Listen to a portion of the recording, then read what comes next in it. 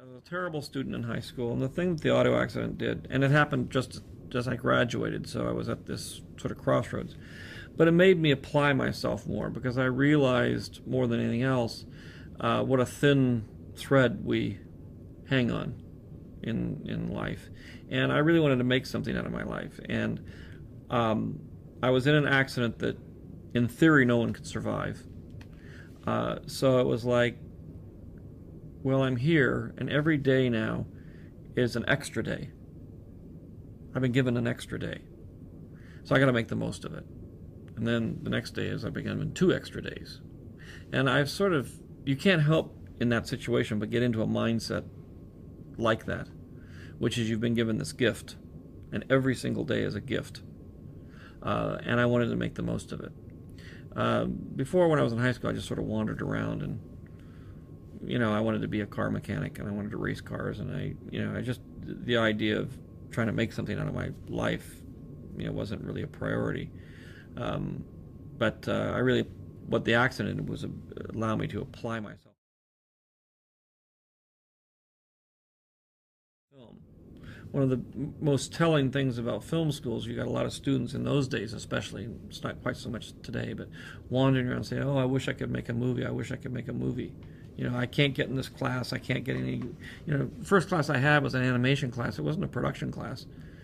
I had a history class and an animation class. And in the animation class, they gave us 1 minute of film to put onto the animation camera, to operate it, to see how you could move left, move right, make it go up and down. And it was a test to see, and then the teacher would, you had certain requirements that you had to do.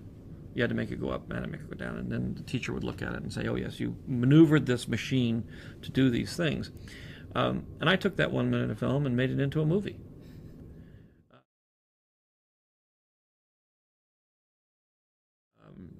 I was still struggling with my "I don't want to be a writer" syndrome. And I had some good friends of mine that I wanted to write the screenplay. But it took me like 2 years just to get the money to do a screenplay. And I got a little tiny amount of money, which I had to go to the Cannes Film Festival to get on my own. And so finally I got this money. I called back and I said, "I got the money. We can start working on the screenplay." And they said, "Oh, we don't want to do that now. We got our own low-budget picture off the ground, and we can't write it." And I said, "Oh, no." And I said, "What am I going to do? I'm in Europe, and I'm not going to be back for like 3 months, and I want to get this thing off the ground." So they recommended another student from school that I knew pretty well. And I had a story treatment that laid out the entire story scene by scene. And so I called him up on the phone from London, and I said, "Do you want to do this?" And he said, "Okay." And the person I was working with at that time as a producer made a deal with him for the whole money, because there wasn't very much. It was so tiny that he could only get him to do it for the whole amount of money. When I came back from England, the screenplay was a completely different screenplay from the story treatment. It was more like Hot Rods to Hell. It was very fantasy-like, with playing chicken and things that kids didn't really do. And I wanted something that was more like the way I grew up. So I took that and I said, "Okay, now here I am. I've got a deal to turn in a screenplay. I got a screenplay that is just not the kind of screenplay I want at all. And I have no money. And I spent the very last money I had saved up to go to Europe to make the deal. So I had nothing." And that was a very dark period for me. So I sat down myself and wrote the screenplay. I kept getting phone calls from producers saying, "I hear you're great." I'd made a film called THX, which had no story and no character, really. It was kind of an avant-garde film. And so I had all these producers calling me saying, "I hear you're really good at material that doesn't have story. I've got a record album I want you to make into a movie." Or things like that. And they were offering me a lot of money, but they were terrible projects. And so I had to constantly turn down vast sums of money while I was starving, writing a screenplay for free that I didn't like to write because I hated writing. But I did finish it, and I did write the screenplay, and eventually I got a deal to make the movie. And then after I finally got that, then my friends came back in and did a rewrite on it. But it was a very dark period, and I could have very easily just taken the money and gone off and done one of these really terrible movies. And I don't know what that would have done for my career, but there's, when the times are hard like that, you simply have to say, this is what I want to do. I want to make my movie. I don't want to take the money.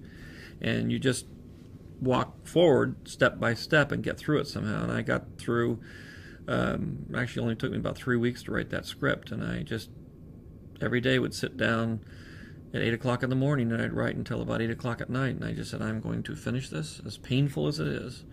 And I'm going to ignore these phone calls of lure of riches. And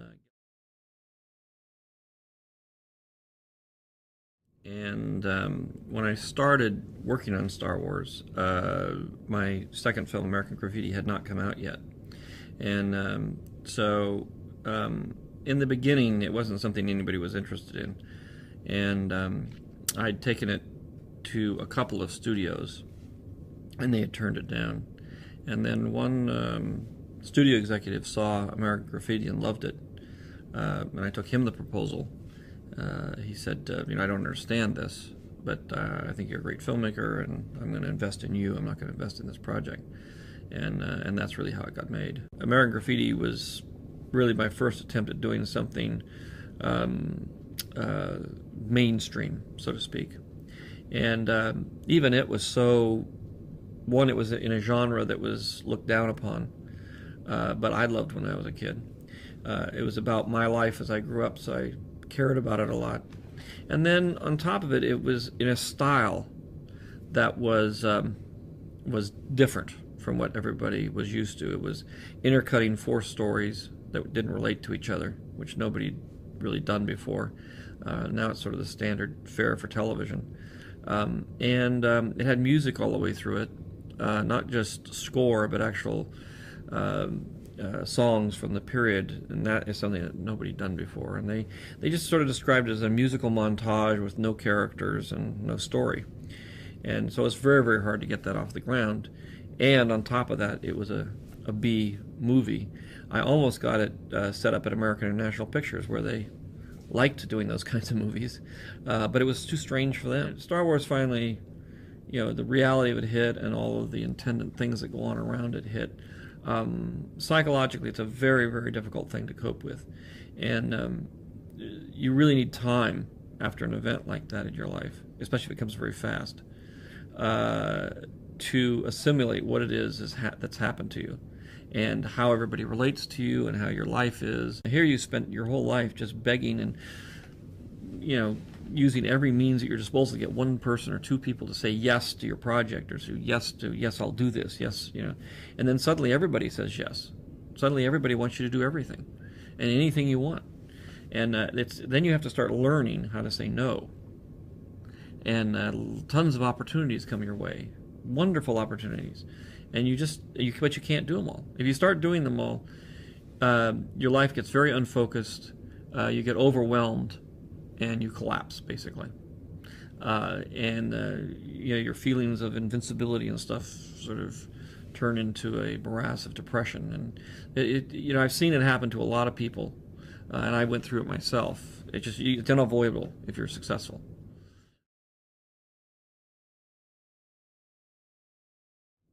It's a personal, it's in the eye of the beholder. I like this movie, I don't like this movie. There's a lot of movies that are badly made that I love. There's a lot of movies that are just beautifully made, but I don't like them. And critics have a tendency that's all they focus on, which is I like it, I don't like it. It's good, it's bad. And it doesn't work that way. And so you really have to not deal with that part of what happens. It's the same thing with the audience. I've made some movies that have, 10 people have gone seen. Nobody wanted to go see the movie. And some films that the people who went and saw them didn't like it. Probably, there's maybe a half a dozen of us that actually like the movies. But that's fine. If I like it, then I'm happy with it. And you have to sort of accept that no matter what. If nobody else likes it, you're not going to stay in business the business of making movies very long, because you need the resources in order to keep going. So you have to try to find a niche audience, or some kind of an audience that has the same likes, dislikes, and aesthetic sensibilities that you have. I think one of the reasons that Stephen and I have been as successful as we have is because we like the movies. We like to go to the movies, we enjoy movies, and we want to make movies like the ones we enjoy. We want to be able to entertain the audience, we want to be able to startle the audience, we want to be able to blow the audience away and have them walk out of the theater saying, whoa, that was fantastic, I was really moved by that. That's where part of the fun of it is. You want people to think, you want people to be emotionally moved.